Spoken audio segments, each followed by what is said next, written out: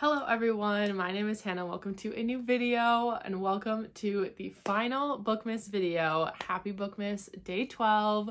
This is my last Bookmas video for this year and it is by far my favorite video to film for my Bookmas content, my end of the year content, and that is my favorite books of 2022. So I read a lot of books this year. At this point, I think I'm somewhere close to like 170 or something like that. So I don't know the exact number though. I'd have to check, but I don't know. So I read a ton of books and there were quite a few that stood out to me. I gave a lot of books 5 stars this year, and these ones are just like favorites, and some of these, like a lot of these, have made like my new like favorites of all time, which is always fun to see like what books are gonna make that list, because there's like your favorites and then like your favorites of all time. I think the last couple years that I've done this video, I've just done my top 10, but I just had so many books that I loved this year that I didn't want to like exclude from this list. So I'll do my top 10, but then I'm going to have some honorable mentions. So I have 14 total books here to talk about. I'm looking at my list if I keep looking over that way.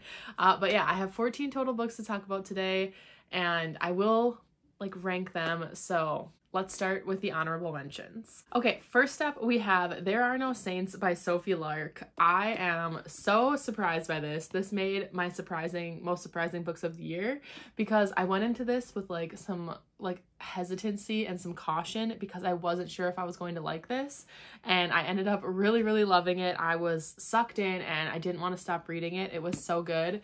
And I just like felt like I couldn't leave this off the list because I was just like so shook about it. And I think about these characters like a lot, which is kind of interesting because I would have just thought it would just be like a fun time to read and then that would be it. But I really enjoyed this one. I talked about it a little bit in my like surprising books, but it is a serial killer romance, so make sure you check trigger warnings for this because it is pretty dark. But basically the main character, Mara, gets kind of caught between this little bit of like a turf war between these two serial killers and ends up like falling for one of them, which it was just super interesting to read about, and I really enjoyed this one. So yeah, this is definitely a favorite book that I read this year. Another honorable mention that is kind of going along those same lines and was also a surprising book of this year was the Mindfuck series by St. Abbey. I have the omnibus. This is all 5 books and I just kind of like lump them all together. I don't like separate them at all. They're so short. Like I have these little tabs here splitting the books up. They're like less than 200 pages a book. Some of them are less than 100 pages a book. So I just kind of see it all as just like one giant story. I know that's like basically what a series is, but like, I don't know how to explain this one. I'm just gonna count this all as one book. So yeah, this is another serial killer. I wouldn't call this a romance. There is a romance to it that kind of adds some tension because it is the serial killer and then she is like falling for the FBI agent that is investigating her case. And so there's like that, but first and foremost, this is a book about revenge. Honestly, you could just like take the romance out and I still would have enjoyed it just as much. It just adds that extra bit of like excitement because he's an FBI agent and like he's obviously trying to track her and stuff. But I just really loved this main character and I loved the revenge story in this. Again, it's very dark and gets very graphic at times, so make sure you check trigger warnings for this. It's not going to be for everybody, but I really enjoyed this and I just like binged this in a couple days and it was so good. So as a whole, I give the series 5 stars. I don't know if I gave every book 5 stars. I think I might have just gone back and gave every book 5 stars. Realistically, I don't know if they're all 5 stars, but as a whole, like it's a 5-star experience for me. So definitely a favorite. My next honorable mention is Belladonna by Adeline Grace. I read this for a 24-hour readathon that I did with my friends and I read it all in one day. It was great. This is like a YA sort of new adult. I think it's still classified as YA, but I believe the main character is like 18 or 19 and she cannot die. And so it's like a romance with death itself. And I just thought that this was so beautiful and like well written. I just really loved the writing in this. Definitely anticipating the sequel, but this was like kind of a little bit of a murder mystery. It's it's not really like magical. It's like more paranormal than anything, because obviously death is the love interest and the main character can see death and like cannot die. So it's not like fantasy or anything like that, but it's probably more paranormal because there's like a ghost aspect to this and she's trying to solve this murder before somebody else in this house gets murdered. And yeah, I just really, really liked the writing. I definitely had a great time reading this. I thought it was very beautiful, so I didn't want to make this video and not mention this one because I really loved it. And then the next book, I think a lot of people are going to be surprised that I didn't put this like on my top 10 list, but this is my last honorable mention, and that is Book Lovers by Emily Henry. I have read and loved all of Emily Henry's adult romances. All of them have been 5 stars, and this was no different. I loved this. It's like it's like a grumpy almost. So it's like 2 city people that end up in this small town, which is very Stars Hollow-esque, like from Gilmore Girls. And they end up developing this romance. They're kind of like rivals at work a little bit, or they butt heads at work, not necessarily rivals, but they definitely don't make the best first impressions on each other, and so they kind of hold that against each other just a little bit.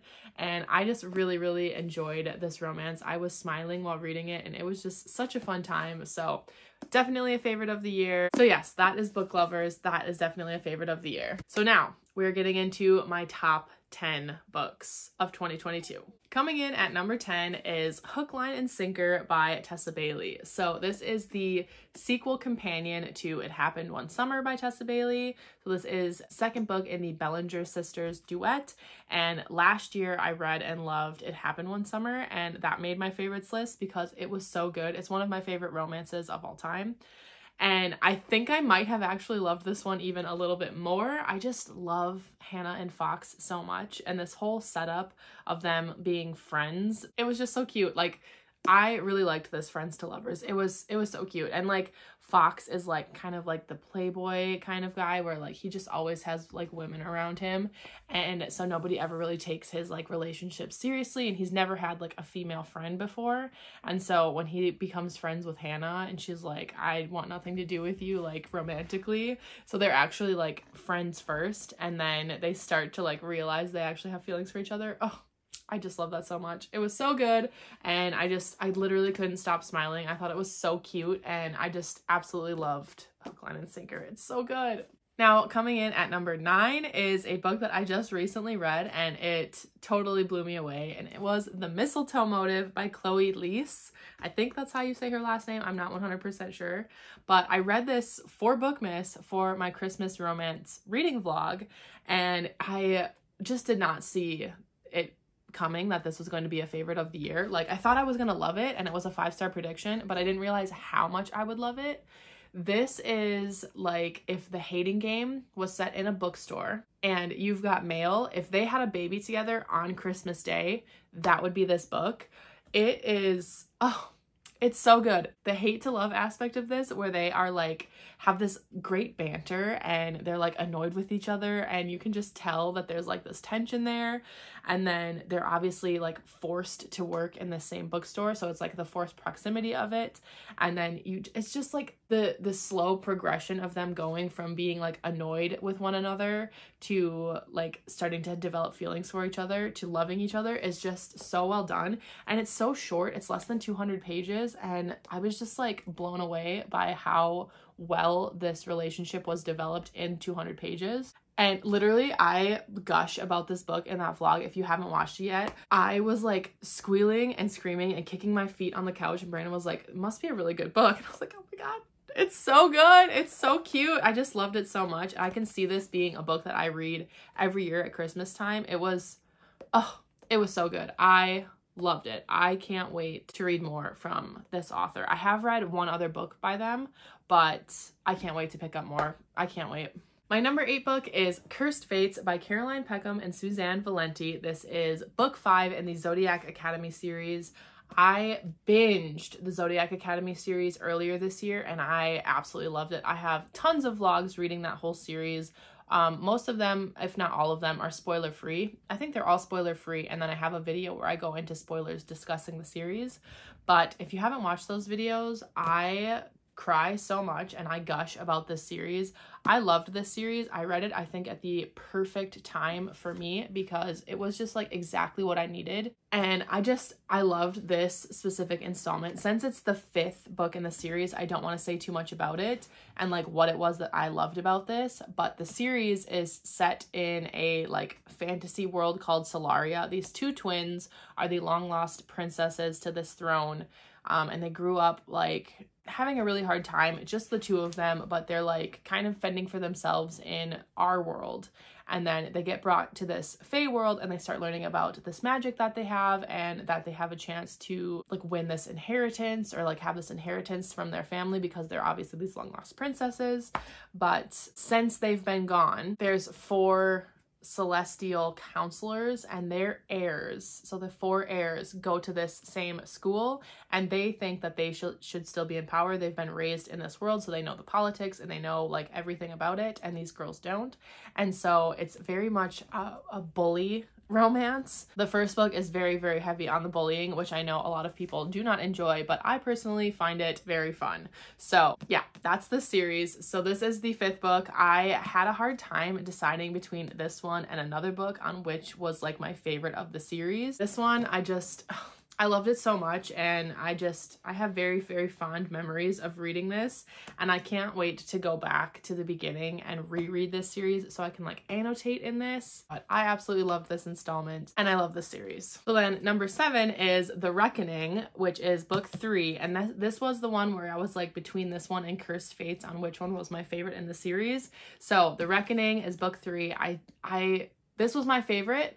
And then I read Cursed Fates and I was like, ooh, now I don't know. So I had to take a lot of time to think about like what happened in both of these books and like what I loved about each of them, because they aren't the same, even though it's like the same characters. And I think I've come to the decision that book 3, The Reckoning, is my favorite.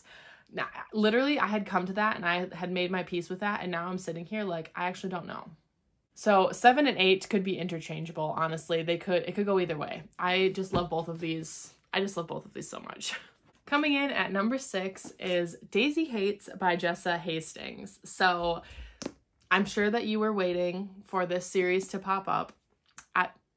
They're coming, don't worry. So this series is the Magnolia Parks series, if you didn't know, which I read and I became so obsessed with. These are like new favorites of all time. The writing, Jessa. Oh my God, it's so good. So this book follows Daisy Hates as the main character. Book 1 follows Magnolia Parks, and you're following Magnolia and BJ as they have this like tumultuous relationship of like, will they get back together? They were so in love and then something split them apart, and their friend group is very like intertwined, and so they're constantly thrown together, and it's like a will they won't they kind of thing. And so that's Magnolia Parks. And then book 2 is Daisy Hates, but this is following different characters. It's following Daisy Hates and it's following Christian.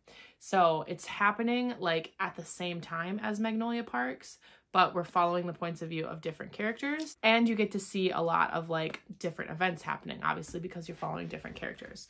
So technically this is book 2 in the series, even though it's following different characters and it's like kind of a time jump back in time. I just love this universe so much, and these characters have really like taken up home in my heart. Like, I just love them so much. And I really love Daisy as a character. She's such a badass, and I love that about her. I love this book so much. As I'm filming this right now, the second Daisy Hates book, Daisy Hates the Great Undoing, has released, but not in the US. Like, I want to have the physical copy so I can annotate it like I've done with the rest of the series, and I don't want to read it for the first time on a device. Like, I want to be able to annotate as I go, so it still hasn't released, and I'm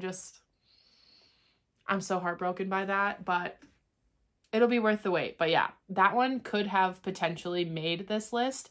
I just haven't gotten it yet, so I haven't been able to read it. So if I get it before the end of 2022 and I read it, it could potentially be a favorite. So you'll just have to wait for my December wrap up to see if I get it in time and read it in time, because it could potentially make the list. But yeah, so that's Daisy Hates. Number 5 is The Serpent and the Wings of Night by Carissa Broadbent. This is a fantasy romance kind of vampire story. I read this off of the recommendation of my best friend Rachel over at Raven Haired Reader. She actually gifted me this because she had just read it and she was like, I need you guys to read it. So she gifted me this copy and I absolutely loved this. It's so good. It follows Araya, who is human, and her whole family is killed by vampires when she's very young, and she ends up getting taken in as like the ward of the vampire king, and he raises her and she learns like how to live among them, and she's been training her whole life to enter into this magical competition called the Kajari, which if you win it, then the goddess Nyaxia will grant you one wish, and her wish is to like basically become a vampire so that she can't be like, so that she won't be so vulnerable. And so you follow her as she is in this competition that is obviously very deadly because she's surrounded by all these vampires and she's just a human. Plus all of these tasks in this competition are very, very difficult.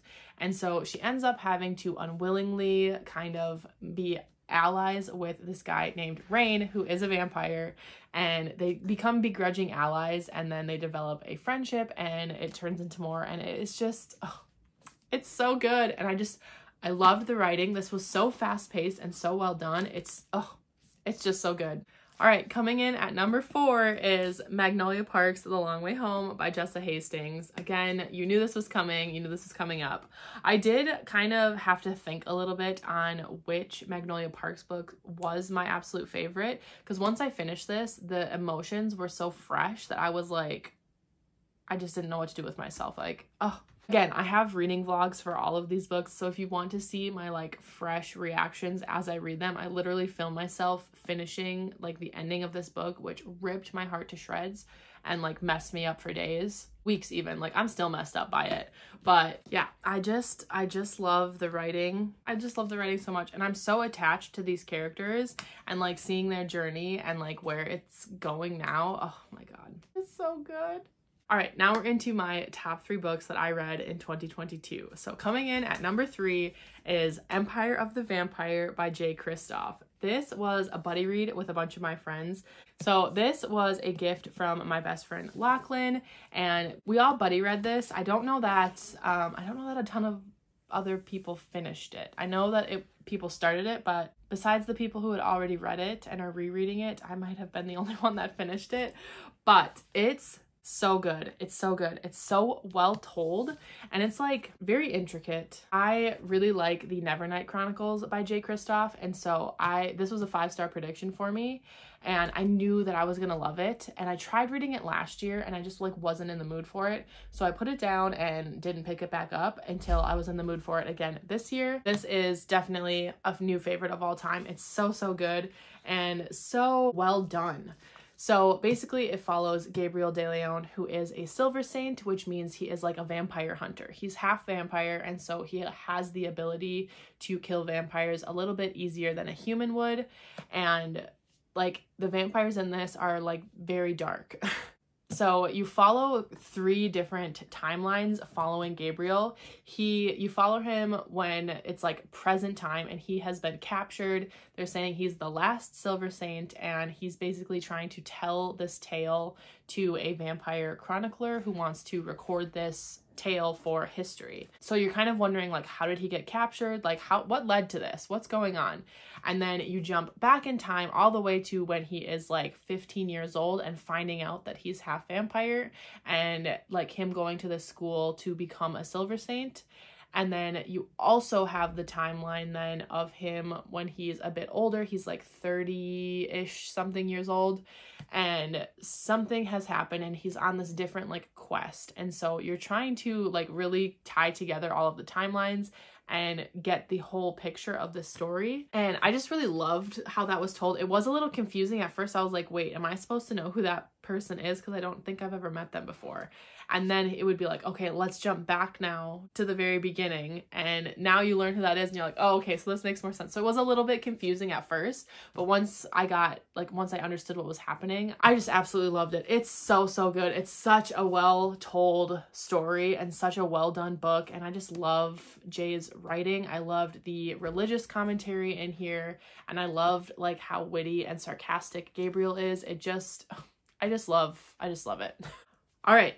coming in at number 2, probably honestly my biggest surprise this year is that this book is number 2 and not number 1, and that is House of Sky and Breath by Sarah J. Maas. Typically, if a Sarah J. Maas book is released in a year, that is my favorite book of the year. But that was not the case this year. I am shook by that. No one is more shook by that than I. I don't want it to seem like I didn't love this book though, because I absolutely freaking did. It's so good. I just love Hunt and Bryce, but I really love Rune Danon, Crown Prince of the Valbaran Fae.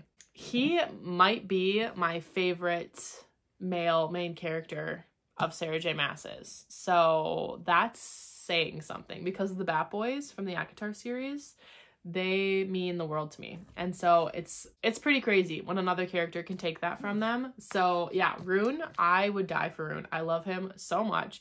And he has a really big role in this book. He has a lot more like POV chapters, and it just made me fall in love with him even more. Love Bryce and Hunt and everything that's going on here. Love the story.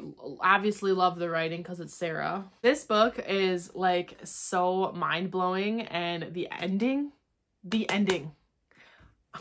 I can't wait to reread this one. I'll be rereading it in January, I think, with my friend Christina, because we're doing the Sarah J. Maas read along, and this will be the last book before we do like our giant full Sarah J. Maas discussion. But this live show is going to be like 3 hours long. I'm convinced it's going to be incredible. But yeah, this book, I just loved it so much, and I can't wait to reread it. I did only read it the one time when it came out on release day. I wish I had time to read it again this year, but I'll be rereading it right away in January, so I'm excited for that. But yeah, this series, the Crescent City series, it's absolutely amazing. I love it so much. I wore my Fireheart necklace. I should have worn my little crescent, my gold crescent moon necklace. Anyways, yeah, nobody is surprised that this is up at the top of my favorites list, but maybe a little surprised that it is not my number 1. So now, the moment you've all been waiting for, the book that you all know is my number 1. My number 1 book of 2022 is Magnolia Parks by Jessa Hastings. So I've hemmed and hawed when I brought up Daisy Hates and when I've brought up Magnolia Parks The Long Way Home, but I was really trying to save all of my gushing for this book. This is my number 1 book of 2022.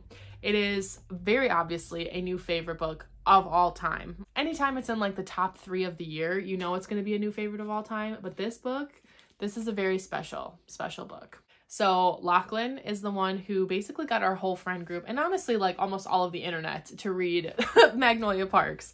She picked it up and did this video review of just like her gushing over it and how much she loved it.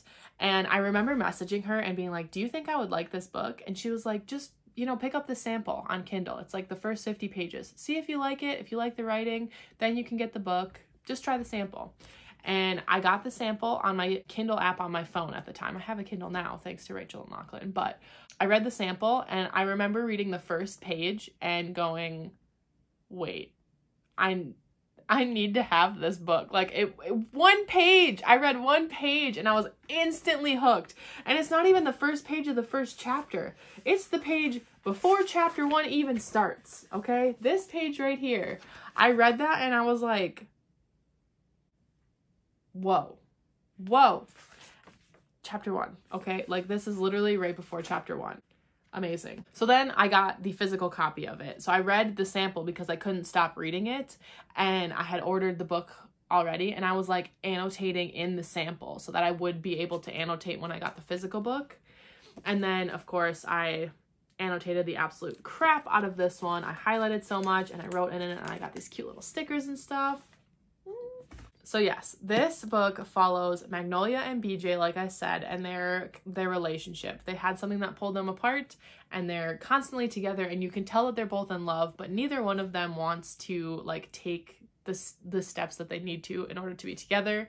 And so it's like so heart-wrenching, but you're rooting for them the entire time. And it's set like in high society London, so they're very rich. They're like socialites and stuff, and I'm just like flipping through this now, like I want to reread this right now. Oh, it's so good. And Jessa Hastings'